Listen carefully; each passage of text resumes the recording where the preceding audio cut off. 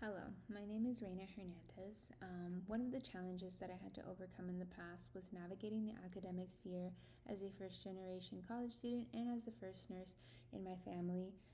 I embarked on this journey with limited guidance and some unfamiliarity with the healthcare field and had to overcome it by actively reaching out to my campus and community resources, building and leaning into my mentorship relationships with my faculty and other student nurses, and ultimately advocating for myself in the academic and clinical settings. These efforts expanded my problem solving skills, they increased my self reliance, and ultimately were the foundation for my resilience. All of this translated really well whenever I arrived at the bedside as a med-surg nurse. I was able to identify acute changes in my patients, also participate in advocate, also able to advocate for my patients to propel their plan of care forward. And all of this led to my leadership at the time to encourage me to seek out the ICU.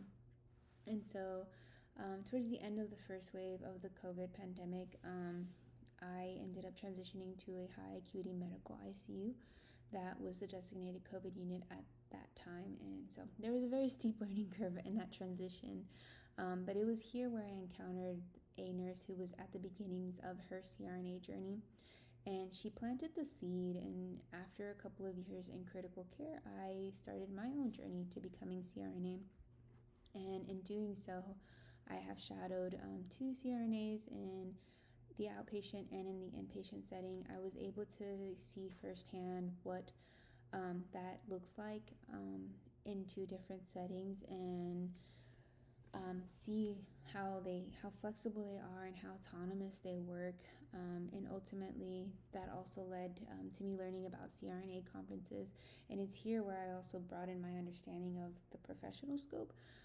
Definitely enlightened to the fact that CRNAs have a role in the education, the policy making, and they're making changes to the healthcare system. And ultimately, I was attracted to the complexity and the precision of anesthesia care, the way that you can still have hands-on critical care and develop advanced clinical decision making, and ultimately the leadership and the long-term impact that they can have in healthcare.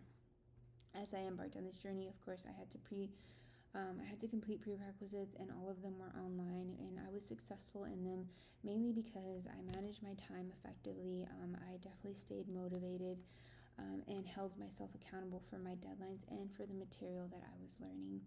And so I will continue to do so if I have to encounter online again. Ultimately, I want to thank you for your time and consideration in my application. Thank you.